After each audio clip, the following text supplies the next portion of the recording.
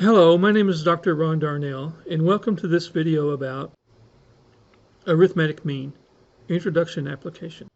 At the end of the session, you will be able to understand arithmetic mean conceptually, discuss some of the advantages and disadvantages of using arithmetic mean, and how to apply arithmetic mean for analysis.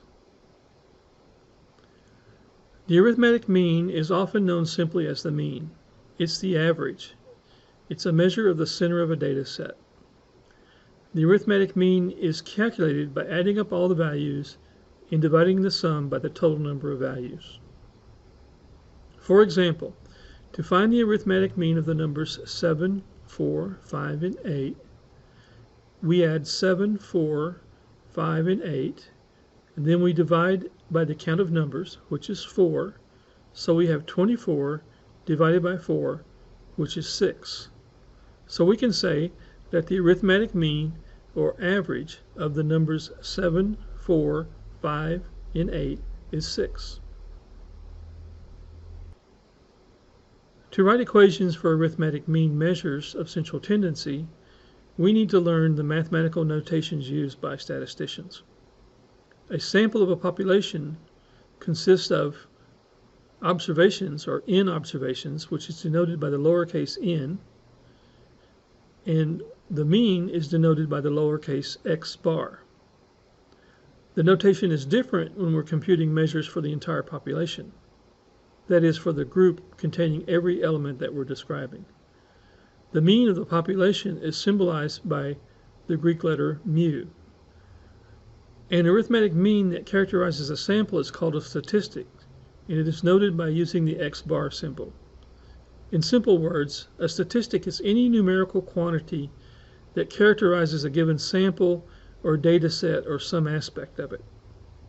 The statistic tells us something about the sample or the data set, and depending on how the data set, this depends on how the data set for the sample was collected.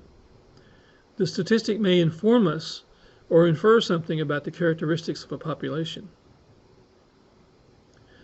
An arithmetic mean that characterizes a population is called a parameter, and as noted before, is noted with the Greek letter mu. Parameters in statistics is an important component of any statistical analysis. In simple words, a parameter is any numerical quantity that characterizes a given population or some aspect of it. This means the parameter tells us something about the whole population. In business statistics, you may see a parameter for a population denoted by the capital italic letter N, and for a statistic, the sample denoted by the lowercase x. Generally, in statistics, we use italicized Roman letters to symbolize sample parameters and Greek letters to symbolize population information. Let's illustrate this concept. In a candy store, you might be able to get a good feel for the candy line if you taste a few samples.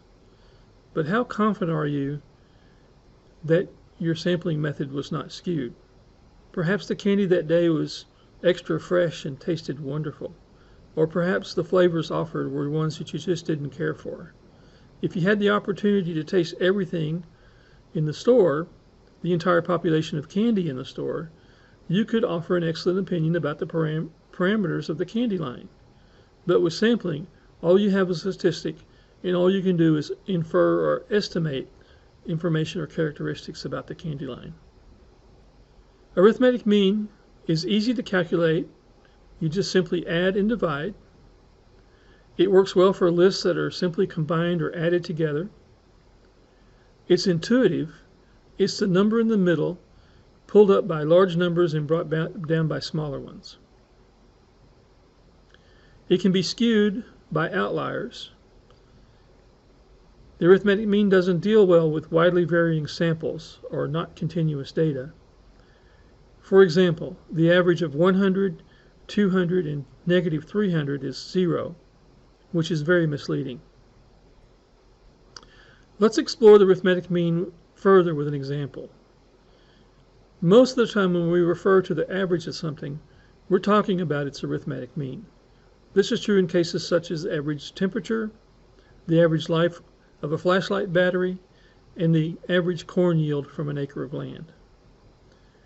The table below presents data describing the number of days the generators at a power station on Lake Ico are out of service owing to regular maintenance or some other malfunction.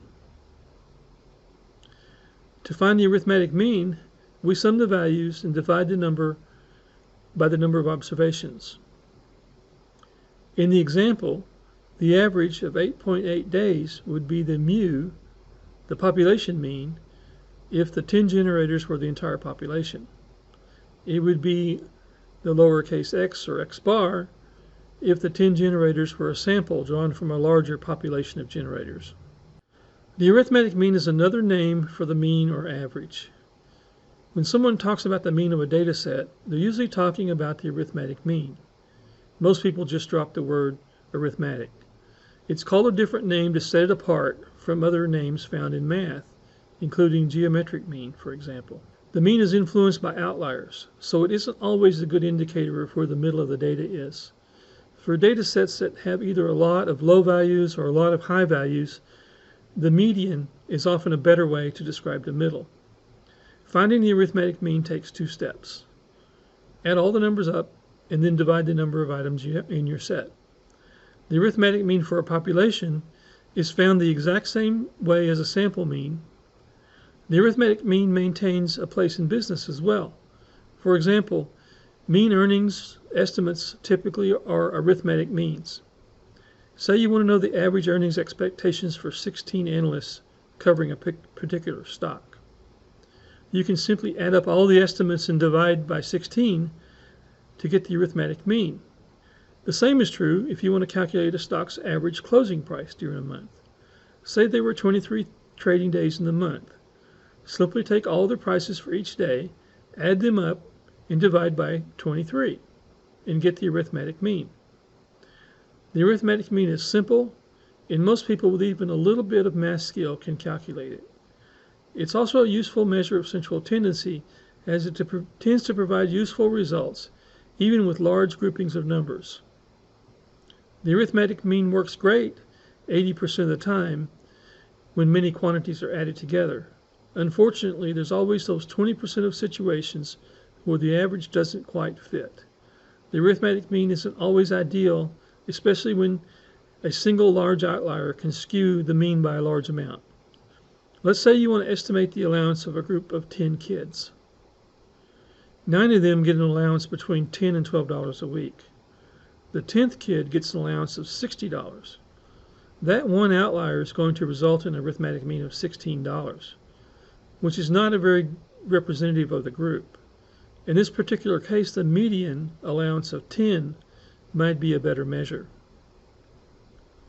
The arithmetic mean also isn't great when calculating the performance of investment portfolios, especially when it involves compounding or the reinvestment of dividends and earnings. It's also generally not used to calculate present and future cash flows, average futures and cash flows, which analysts use in making their estimates. Doing so is almost sure to lead to misleading numbers. For those applications, analysts tend to use geometric means, which is calculated differently. The geometric mean differs from arithmetic mean in how it's calculated because it takes into account the compounding that occurs from period to period. Because of this, investors usually consider the geometric mean a more accurate measure of returns of an investment than the arithmetic mean. So why does arithmetic mean matter? The arithmetic mean allows investors to gain some insight into stock prices, economic data, and a host of other information. For instance, if company XYZ stock price is trading above its arithmetic mean, it could be that the stock is overvalued. The arithmetic mean, in this case, could be an indicator that further analysis is worthwhile. In this session, we introduced arithmetic mean conceptually. We discussed some of the advantages and disadvantages of applying arithmetic mean in analysis. We discussed the application of arithmetic mean for simple business analysis. Thanks for watching, and I'll see you in the next video.